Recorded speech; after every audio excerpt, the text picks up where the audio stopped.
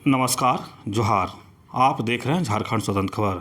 हमारे साथ सामाजिक कार्यकर्ता सुषमा बिरोली हैं और हम लोग बात करेंगे कि झारखंड में परिसीमन के लेकर के फिर एक चर्चा का विषय बना हुआ है कि परिसीमन होगा तो परिसीमन होगा तो किसको नुकसान होगा, क्या किनको फ़ायदा मिलेगा परिसीमन से, तमाम बात करेंगे सुषमा दीदी से और जानेंगे। दीदी जोहार। जोहार।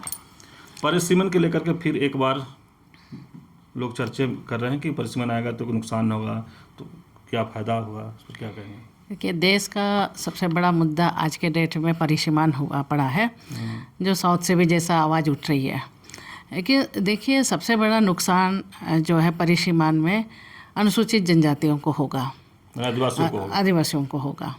और इसलिए क्योंकि परिसीमन जो है एक तरह से कहें तो उसमें रिजर्वेशन आदिवासियों का भी है। और जहाँ तक रिजर्वेशन की बात है और अनुसूचित क्षेत्र जो है वो कहें तो आज़ादी के पहले से ही डिफाइंड है और आज़ादी के बाद भी एक तरह से अनुसूचित क्षेत्र घोषित है। तो अनुसूचित क्षेत्र में जब अनुसूचित इलाका घोषित है, वो कोई आपका जनसंख्या के आधार पे नहीं घोषित हुआ है। ये जो अनुसूचित क्षेत्र है वो क्षेत्र के हिसाब से अनुसूचित इलाके को घोषित किया गया है, उसमें जनसंख्या कोई मायने नहीं रखता है। जब आज़ादी के पहले भी अगर जनसंख्या को देखें तो वो जंगल ज़्यादा थे और व्यक्ति कम थे, लेकिन फिर भी वो अनुसूचित इलाका घोषित हुआ। तो इसमें परिसीमन जब आ रहा है तो इसमें जनसंख्या कैसे आधार माना जाएगा? और यहाँ जो जनसंख्या है, जो आदिवासियों की जनसंख्या है, ये तो इनको जो आपका बराबर में रखने के लिए ये तो सरकार की जिम्मेदारी बनती थी। जो है बाहर की जनसंख्या को रोकना सरकार का अधिकार क्षेत्र है, तो वो रोक सकती थी नियम कानून बना करके। तो ये तो नहीं किया, तो बाहरी जनसंख्या यहाँ ज़्यादा हो गया और यहाँ की जनसंख्या कम हो गया। कम नहीं बोलेंगे, बाहरी जनसंख्या के आने से यहाँ की जनसंख्या जो है अपना एक ये में रह गई है। मैंने कहने के आदिवासी जनसंख्या तो है ही, लेकिन बाहरी जनसंख्या कुछ ज़्यादा आने से, जैसे बोलते हैं ना, गिलास में आप आधा गिलास है और पानी जो है ऊपर से डाल दीजिएगा तो पूरा गिलास आप बोलते हो, लेकिन गिलास जो है जनसंख्या कहें तो आदिवासियों के जस की तस बनी हुई है ना। लो, अब इसमें जनसंख्या कोई आधार नहीं होना चाहिए।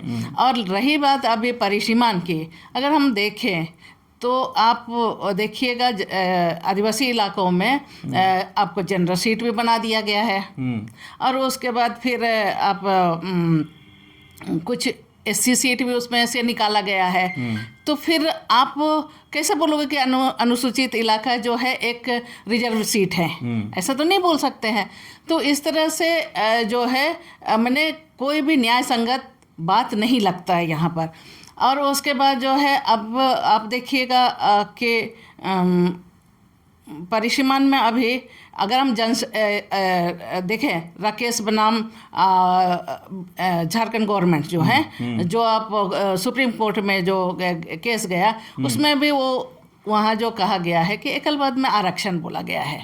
जब एकल पद में आरक्षण है तो ये आरक्षण तो सब में होगा। तो इसमें जनसंख्या कैसे आधार माना जाएगा? इन सब बातें हैं, बहुत सारी इस तरह की बातें हैं जो हम लोगों को जानना चाहिए, समझना चाहिए और परिसीमन पर आगे भी हम लोग को लड़ाई लड़ना चाहिए। निशिकांत दुबे जैसे बोले कि परिसीमन जो होगा तो जो बांग्लादेशी की बात कर रहे हैं या मुसलमानों की बात कर रहे हैं उसको अलग से हटा के जनगणना, तो क्या उचित, कहाँ तक लगता है? देखिए, अगर हम देखें झारखंड के संदर्भ में, तो झारखंड के संदर्भ में जो है अनुसूचित इलाका सबसे ज़्यादा है, ज़्यादा अनुसूचित क्षेत्र है। तो अब इसमें जनसंख्या जो है वो बाहरी जनसंख्या यहाँ आ रहा है। जैसे हम लोग बोलते हैं ना, जंगल ख़त्म हो रहा है। जंगल ख़त्म नहीं हो रहा है, आपने जंगल के इलाके में इंक्रोच किया, इसीलिए जंगल ख़त्म हो रहा है। तो ये जंगल तो ख़त्म अपने आप नहीं होता है ना, आपने ख़त्म किया। तो यहाँ पर भी जनसंख्या जो है अभी एक ठहरा हुआ है, लेकिन बाहरी जनसंख्या का बाढ़ यहाँ आ गया है, इसीलिए अभी अनुसूचित जनसंख्या आपको कम दिख रहा है। आप बोल रहे हो ये क्षेत्रफल तो घटता और बढ़ता नहीं है ना, वो तो जनसंख्या ही घटता और बढ़ता है। तो जनसंख्या को किस तरह से हम आधार मानेंगे यहाँ पर? और निशिकांत दुबे, जहाँ तक निशिकांत दुबे जी की बात है, वो तो अपना फ़ायदा देख करके इस तरह का बात कर रहे हैं कि वो बांग्लादेशी घुसपैठ आ गए।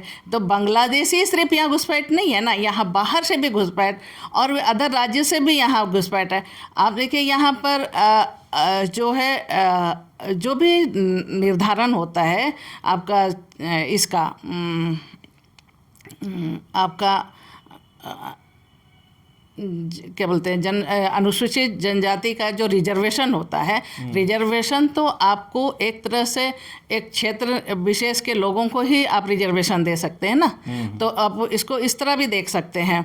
अब मान लिया हम 50% SC ST OBC का रिजर्वेशन है, आप उसको बोलते हो वो जो है बाद बाकी जो बचा हुआ है वो रिजर्वेशन जो है ये सामान्य लोगों के लिए, जिन्हें सामान्य लोगों का रिजर्वेशन नहीं है वो जनरल सीट है। जनरल सीट भी नहीं बोलेगा, वो अनरिजर्व सीट है, ये बोल सकते हैं। तो उसी तरह यहाँ पर भी है। जी मैम, प्रेस कॉन्फ्रेंस करके बताया दीदी कि जो परिसीमन जो बीजेपी कराने वाली है वो सत्ता में आने के लिए कराना चाहती है।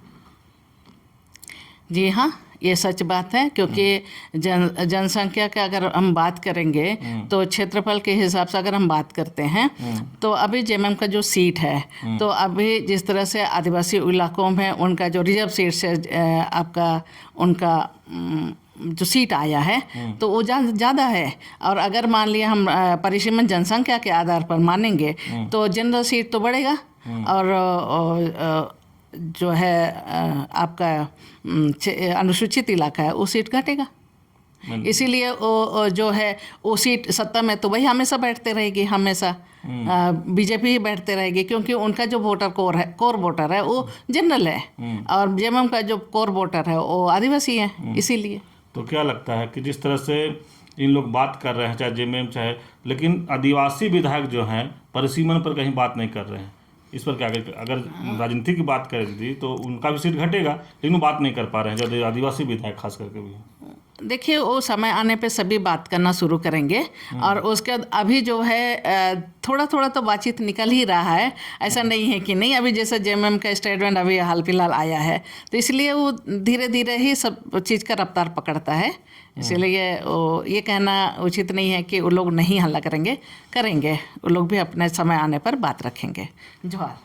चलिए, अभी सुषमा बरोली के बात सुन रहे थे, परिसीमन पर हम लोग बात कर रहे थे, लेकिन जिस तरह से बहुत अच्छे तरीके से समझाया कि जो बाहर के आबादी जो है जो आ गए हैं उसके लेकर के ही आदिवासी का जो आबादी है वो है, लेकिन जो बाहर का आबादी है उसके लेकर के कहीं ना कहीं इन लोग कह रहे हैं कि आदिवासी का आबादी कम है। आदिवासी का आबादी कम नहीं है, बल्कि जो बाहर लोग का जो आए हैं उसके दिखने में लगता है कि ये ज़्यादा आ गए हैं तो उनको कम दिखता है। लेकिन जहाँ तक रहा बात निशिकांत दुबे का कि वो जो परिसीमन में बांग्लादेशी के लोग जो बात करते हैं कि उसको नहीं गिनना चाहिए, तो ये कहे कि वो अपने हिसाब से बात करते हैं, वो अपने राजनीतिक फायदे के लिए बात करते हैं।